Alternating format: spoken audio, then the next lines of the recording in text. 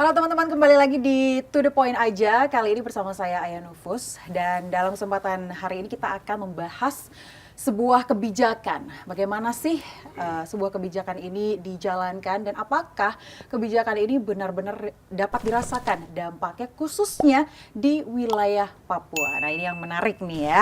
Dan dalam tema hari ini kita akan membahas otonomi khusus dan juga masa depan anak Papua. Sudah ada dua wanita cantik bersama saya di To The Point aja. Halo, saya perkenalkan dulu ya. Ini ada Yunita Alanda Monim, Putri Indonesia Papua 2023. Halo Kak Anya, baik. Dan juga sudah ada Kak Cecilia Mehue, Ya. anggota DPRD Jalur Otonomi Khusus. Benar. Ini sepertinya menjadi spesial ya. Dan dalam kesempatan ini kita membahas nih otonomi khusus. Apakah memang selama ini sudah berjalan cukup lama ya otonomi khusus di Papua? Apakah memang ini sudah dampaknya sudah benar-benar dirasakan oleh target ya, dalam hal ini adalah anak-anak muda di Papua. Dan saya mulai dulu deh dari Kak Yunita. Kalau kita lihat di FYP sosial media saya, anak-anak muda Papua ini sepertinya orang-orang yang kreatif ya. Mereka pintar-pintar, mereka cantik-cantik, ganteng-ganteng gitu ya. Kalau Kak Yunita sendiri melihat fakta di lapangannya seperti apa sih di Papua? Kalau berbicara mengenai anak muda di Papua saat ini ya, ini kita bisa kategorikan dalam dua kategori, baik itu yang positif dan juga yang negatif. Karena kalau kita berbicara mengenai isu anak-anak muda di Papua saat ini, banyak sekali, kita ngomong yang positifnya dulu ya Kak Aja. Kalau dari segi positifnya, anak-anak muda sebagian besar saat ini sudah memiliki pemahaman tentang bagaimana melakukan kegiatan usaha, meningkatkan pendidikan mereka untuk bisa meraih pendidikan yang baik dan yang bisa menyelesaikan kuliah, mendapatkan beasiswa, kuliah ke luar negeri dan di dalam negeri. Namun kalau dari segi negatifnya ya, berbicara mengenai Papua, Papua ini kan seperti yang kita ketahui bersama bahwa memiliki keterbatasan, baik itu dalam aksesnya dan juga mental dari anak-anak Papua sendiri. Negatifnya adalah banyak anak-anak Papua bertumbuh dalam keputusasaan. Ya, ketika mereka tumbuh dalam situasi ini, akhirnya banyak anak-anak Papua juga yang terjerumus dalam pergaulan beresiko. Jadi kalau kita berbicara tentang situasi anak muda Papua saat ini, ada plus dan minusnya. Plusnya adalah anak-anak Papua yang sudah sadar, mereka benar-benar memperjuangkan kualitas hidup mereka, meningkatkan pendidikan mereka, membuka peluang usaha, dan memberdayakan teman-teman muda yang lain. Tapi di lain sisi, ada anak-anak muda yang bertumbuh dalam keputusasaan ini, mereka jadinya hanya memiliki pikiran di mana kita hidup hari ini, kerja untuk makan dan bertahan hidup besok. Ini anak muda yang kita maksud adalah mereka yang range umurnya sudah SMA, tamat SMA gitu ya? Atau bahkan ada yang usia SMP, dari usia SMP, SMA, bahkan kuliah.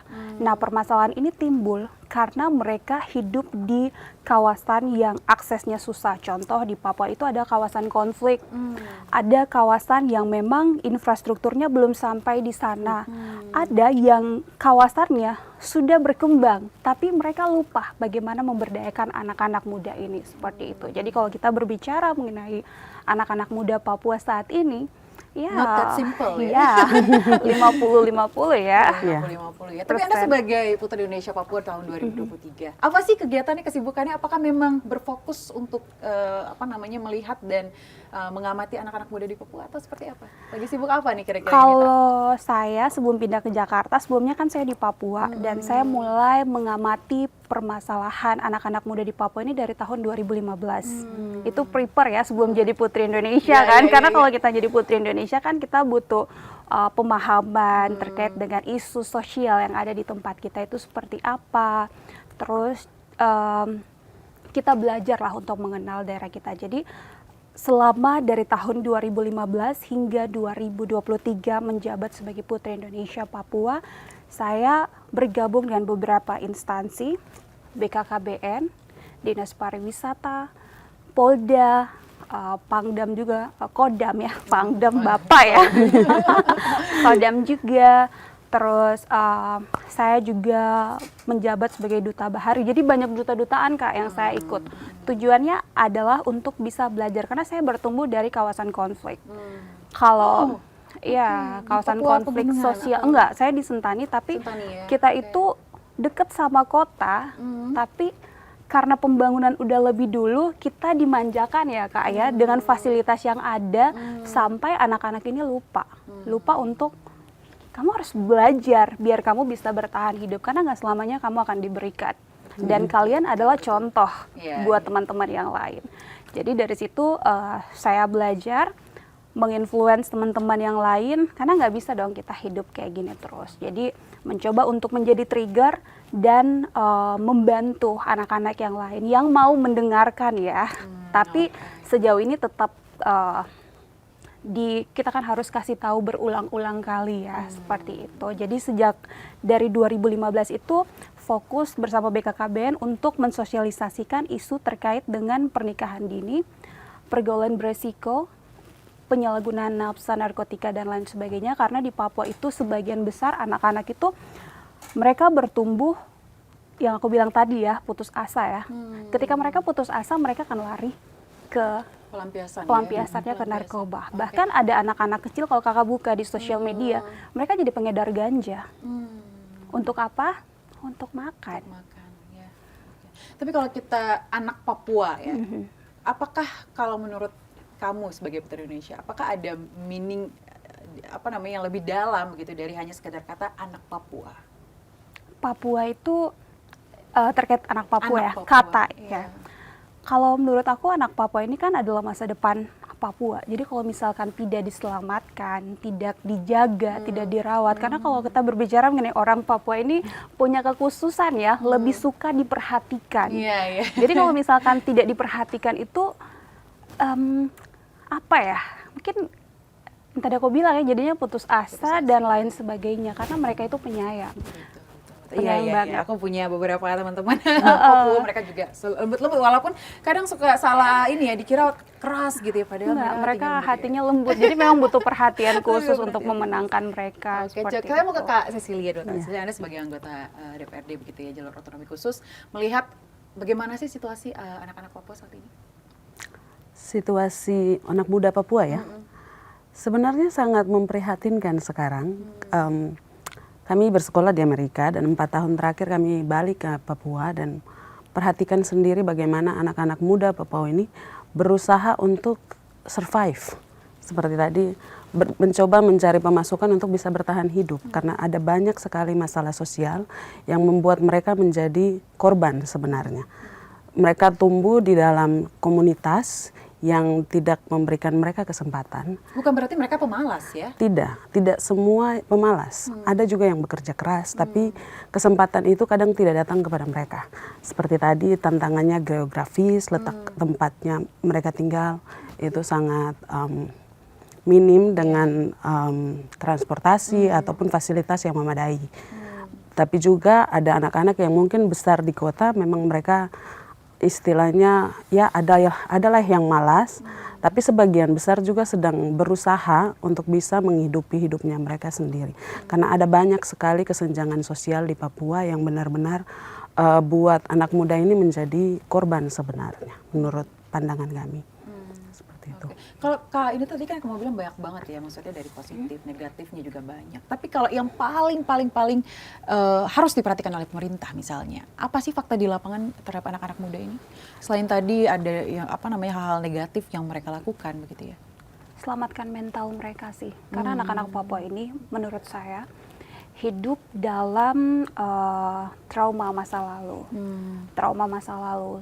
Jadi kalau perlu diperhatikan, perhatikan mental mereka, sumber daya mereka, berikan pemahaman, berikan edukasi tentang kamu nggak hidup hanya untuk saat ini gitu. Dan seperti yang tadi disampaikan Kak Cecil bahwa berikan mereka kesempatan, karena mereka nggak malas, mereka hanya merasa bahwa tidak diperhatikan dan ini adalah hak saya, kenapa saya nggak diberikan kesempatan dan kenapa saya nggak dibimbing. Kalau sejauh ini kan permasalahan yang ada itu karena mereka memberikan diberikan sesuatu tapi tidak diarahkan. Tidak diarahkan dalam arti didampingi. Contoh, kakak suruh saya berbicara di depan umum, tapi saya nggak diarahkan apa yang harus saya omongkan, apa yang harus saya bicarakan gitu. Saya jadi nyanyi nanti. Iya, berarti kan ini nggak tepat sasaran. Nggak tepat sasaran, gitu. betul, Nah, itu betul. yang harus diperhatikan karena seperti yang tadi saya bilang bahwa anak-anak Papua ini kan hidup dalam trauma masa lalu. Iya. Bahkan sampai saat ini ya, di sampai saat beberapa ini, di beberapa tempat itu masih ada. Apalagi Iya. anak-anak yang hidup di kawasan konflik, anak-anak yang hidup di tempat yang akses pendidikan, kita nggak usah bilang di kabupaten kota yang jauh, kita di Jayapura aja, di beberapa daerah listriknya masih susah gitu. Terus sekolah aja guru nggak ada di sana karena jalan ke sana aja masih susah. Belum gitu. ada akses ya? Belum ada akses jalan gitu. Oke, oke.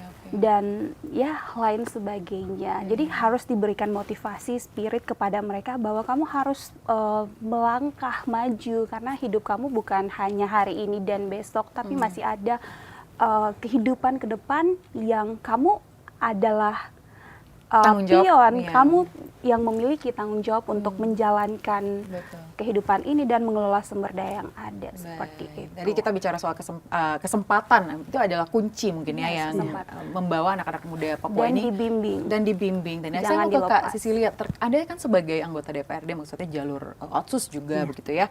Artinya Anda bagian juga dari Papua. Kalau Anda melihat ini seperti apa sih tanggung jawab utama dari DPRD? Jadi kami anggota Dewan Provinsi Papua, jalur pengangkatan. Jalur pengangkatan ini terdapat di PP 106.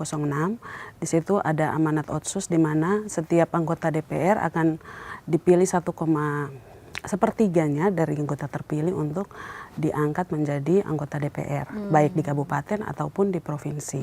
Nah, kami di provinsi ada sekitar 11 orang, sementara yang dilantik 10 orang di kabupaten. Dan DPR pengangkatan ini adalah perwakilan dari adat. Jadi di Papua ada perwakilan adat yang mewakili Dewan Adat untuk berbicara ataupun bersuara di Dewan Perwakilan Provinsi Papua. Jadi tugas kami yang sangat inti adalah bagaimana menyampaikan ataupun memastikan hak-hak ulayat masyarakat adat di Papua itu tersampaikan di dalam setiap regulasi yang dibuat oleh pemerintah ataupun dalam penerapannya. Kami sendiri terpilih dari Dapeng Daerah Pengangkatan Kabupaten Jayapura dan juga termasuk perempuan dan yang paling muda anggota DPR. Wow. Jadi usia berapa Kak Sisilia? saya tahun ini 32, 94. 32 ya. Milenial berarti Mas. Masih milenial. Masih muda Iya. dan sudah berada di DPR. ya. Jadi tugas yang diemban adalah mengawasi dan menjalankan tugas DPR itu dan memastikan bahwa hak ulayat masyarakat adat kami tersampaikan, tersalurkan di dalam kebijakan-kebijakan yang diambil. Dan di situ kami memastikan bahwa Otsus ini benar-benar tersentuh di masyarakat, terlebih di kalangan paling bawah, tetapi juga di kalangan atas, di pemerintahan, keputusan ataupun kebijakan yang diambil itu dirasakan dan inclusivity ada di situ. Jadi apapun kebijakannya hak masyarakat adat itu tetap tersampaikan dan kami mengawasi itu selama 5 tahun ke depan. Jadi itu adalah tugas kami yang utama di DPR. Ada perwakilan lain dari partai politik, tapi kalau partai politik kan mereka punya visi misi sendiri bersama partainya mereka. Kalau kami tidak terafiliasi dengan partai politik sama sekali. Kami adalah utusan adat, jadi kami berbicara untuk suku kami sendiri.